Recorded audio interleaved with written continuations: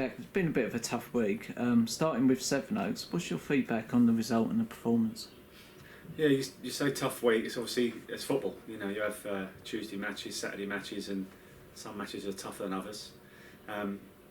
Obviously, regarding the results, that's why it becomes tough, because the results are not what you wanted. But Sevenoaks, you know, I don't think we were amazing. But again, it's goals change games. I think we could have been 1 or 2 up at half time, and then our mentality is up there, and there's drops. Games changed very quickly in that. Obviously, the longer the game went on, especially when they scored, and they scored for an own goal. And when you're losing games, mentally you need to be stronger, and that's where we're at the moment, to still crack on and get through these games. And we did start turning that slightly, and we don't want to drop back into that weak mentality which we had originally, a bit naive at the start of the season. But I don't think it's that much of a step back, because then Tuesday was slightly more positive in what we tried to do. There was a lot of comments about that game on social media. Do you read through the comments yourself? Occasionally, yeah. Occasionally I do, when obviously posts are related to situations. It's good to have feedback. But I will say again, it changes it, because if it was 2-0 up and didn't play that well again second half, then all would have been fine. It's a results game, isn't it? It's results, and goals change games, as I said. You know, they didn't score against us, we scored an own goal. Didn't take our chances, and that's been the story over the last few weeks. So it could have changed very quickly. Draws we could have turned into wins, and then losses could have easily turned into draws, and then it doesn't feel as bad, but just for that 1 or 2 moments. So, you know, it's not all doom and gloom, because we played well in spells. We tried to change that shape to offer the forwards and the attacking more support on Tuesday, which worked to some extent. Mentioned in that game on Tuesday, you shuffled your pack a little bit. Was that due to player availability or just a different approach? Yeah, one, player availability, because of the injuries we've had. Sort of 5 or 6 people that would be on the team sheet, regular starters, are injured. So you have to change it. And then we obviously looked at a slightly different shape. Good opportunity to do that on Tuesday in a cup match. Although we go to win every game, and again probably should have won that game, especially after being 1-0 up. If we are to work on a certain shape, you have to change the personnel to complement that shape. So that's why we made a few changes, and for long spells it worked. And again, goals change games and change the mentality for both teams. So part of the result, was you quite happy with the performance on Tuesday compared to Saturday? Yeah, they listened better to the shape and the jobs that I wanted them to play, so that's a positive. Likely, we didn't want to change Sam Gow. We had to change him at half time, and the respect for Gillingham. So he's gone back, and they only wanted him to play half a game. So he had a match Friday, and then the FA Youth Cup on Tuesday. So we have to respect them. We've got a good relationship now, so likely to have more players from Gillingham, which is fantastic. But that did have quite an effect on the shape. Obviously, Wren sat back there in the back three, and obviously he done a good job. But then we lost him in that wing-back position higher up, which the shape was worked around. So, you know, it did change the shape, but we were still good as we came out second half and got the first goal. And again, Chatham are always going to come at you. They're a good side. But again, as I said a couple of times, it's goals that change the games. It seems mistakes we make at the moment, we're punished straight away. And that is a difference in this league than to last year. You must be a little bit gutted that Sam Gale's gone back. Yeah, as I just said, we have to respect their decisions, and the Friday game they had and the FA Youth Cup Tuesday, they have to strengthen their own under-18s, which doesn't help his development as such, but they have to cover themselves. They've got other lads that need to go out. They have to be fair. You know, it's not saying we won't get him back, but if they've got injuries as well, then whether they're academy or first team, they have to do what's best for them. As we do as well with our injuries. You had 5 players missing on Tuesday, and then obviously you took a few injuries and a few knocks and bumps. Might be too early for you to say who may be doubtful for next week, but have you got a massive selection headache come Tuesday? A little bit. We will have to fill the bench with some under 23s. It's not always a bad thing, because there's some very good lads coming through.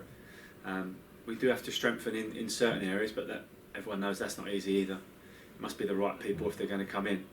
But it's good opportunities for lads, and obviously Ben Beard, who came in, he's an under 23, knew a little bit about him, and he's actually come in and done really well in the game. So, it's a chance for others to come in, under 23s, to come in and do the same thing. Obviously, getting people back. Ren's the recent blow. He got injured. He's likely to be out for a while, which is gutting. But that's football, and we have to give other people opportunities. And if we have to change the shape again, we'll have to, and hopefully it'll work out. In the change room after the Chatham game, Aidan Prowl held his hand up and apologised to all the lads for his mistake that led to the goal. Obviously, he's been superb for us this season, but when someone takes ownership like that, rather than hide away or blame others, is that the type of attitude that you need from this club right now? Yeah, and I said in a chat, you need to take responsibility for actions, and fair play to him, but I'm certainly not going to dig him out for one or two mistakes, because as a goalie, he's done fantastic for us, and he's the man of the match performances is there, so he's been our most consistent player. But fair play to him. He's still a young lad. You think he's more experienced, but he's not. So he's still a young lad, held his hands up, but I'm certainly not going to dig him out for one mistake that leads to a goal, because others need to back him up. We all need to take responsibility for our actions. Even myself higher up the pitch, if you let people through easy, then I'm just to blame as him. So we defend from the front. There's a lot of things that happen before the goals go in. So we've been watching videos, get the analysis going, and try and tweak them things and get us over the line and turn them losses into draws, and then we'll turn them draws into wins. With Sam going back and then the obvious injuries as well, same old question I ask you every week: how's the recruitment process go? It's okay. You can have chats with people, but obviously to do things properly, the players out of contract, not at clubs, they're easy to speak to. The players that are at clubs, we need to go down the right lines of putting 7-day approaches into people. And obviously if they're on contract again, then that's a whole new issue. But we've put a couple into clubs, so we have to wait the 7 days to speak to them. And also we've had some 7 days for some of our players as well. So there might be some in and some out, but we have to do it in the right way. We have to cover ourselves as well as being loyal to the players. We've got a few injuries, so it's not a good time for people to go. And the players coming in have to complement and strengthen in the areas where we need strengthening, and not just a rush decision to get people in to fill numbers. It needs to be right for the future of the football club. Just one that's just popped in my head actually is your own playing form. Obviously you're getting quite a few goals at the moment. Are you happy with your goal scoring form? Yeah, I am, and ideally I could stand on the line with me arms folded in my suit and watch everyone go and play and win every week, but we're not at that situation just yet. And I need to keep playing. I want to keep playing. I've looked after myself for this long. First operation I had in the summer to get me back and sort of retire on my own terms. So I'm not ready yet. I want to help this football club, and if it's on the side, great. If it's on the pitch, then great, I'll do it. And then we'll have a look at it at the end of the season. Don't you retire yet, Mr. Midson. There was only one question from the fans this week, and that's around you. So the question is,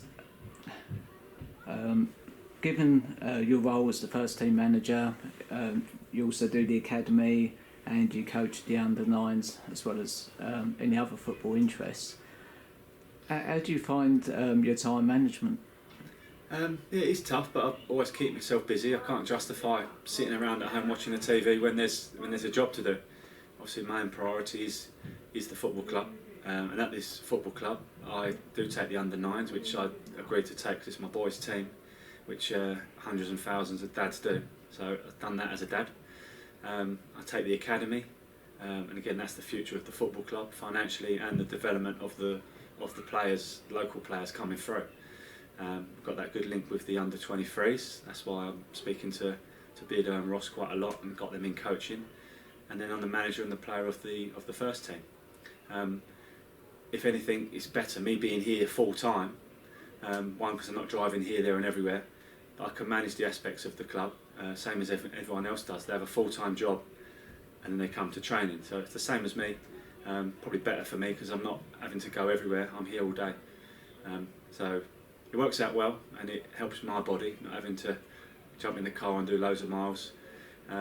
Obviously family-wise, I can bring my children here for the soccer schools, so I can still be a dad. and do my job at the same time.